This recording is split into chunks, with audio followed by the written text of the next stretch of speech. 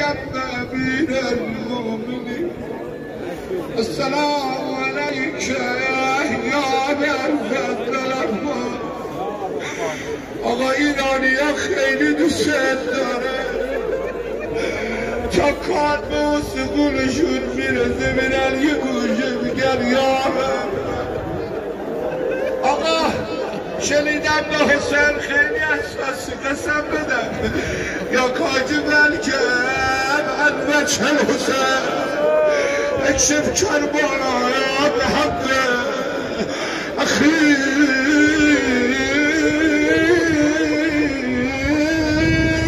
کل حسین به حق اخی کل حسین به حق اخی کل به زیارت خواب نیستی روبرو حرم حسینی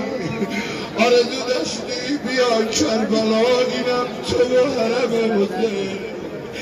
اول امام زمان رو یاد کن شهدات قاسم ابو مسیح مدافعین حرم عباد ملقی شیخ جواد باش رحمت رفته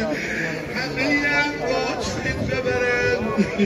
انشالله سلامتی رهبرمون امام زمان اونایی که کربلا نیومدن دوست دارن جای امام تو بودن مریضا تخت بیمارستان خوابیدن دست و مقابل سینه قرار بده. قبل از این که سلام بدی بگو قربون علی اصغر رو سینت برم قربونت برم علی اصغر مواظب سینه شکسته بابات با زیاد رو سینه بابا چکون نخور علی جانم. آخ علی اکبر قربونت بدن اربان چه پایل پای باباتی زنو من السلام وعلى سلام بارك الله وعلى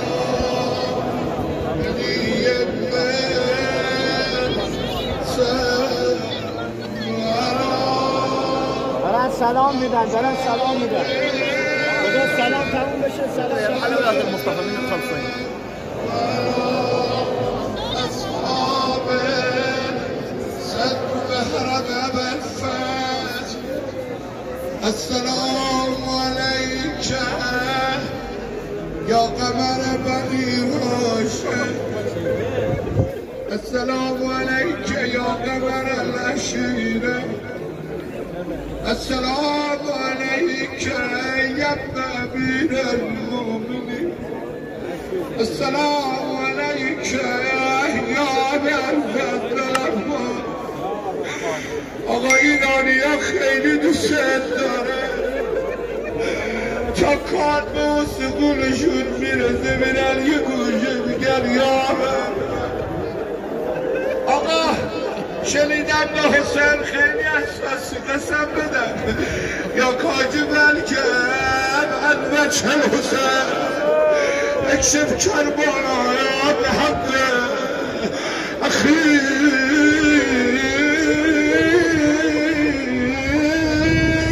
کل حسین به حق اخی کل حسین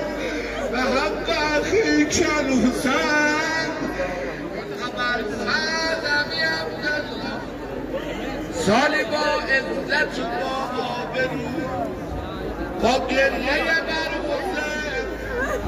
با رزق دیاد با سلامتی دور از درد و بلا سلامتی و برآورده شدن حاجات همه رزق دیاد کربلا مریدات شفا درد نوا حاجت نوا سال فرج سلامتی امام زمان به دیدنش فرج صاحب الزمان انشاءالله البنین به همه دعاها آمین بگه اجماعت چه تا سلوات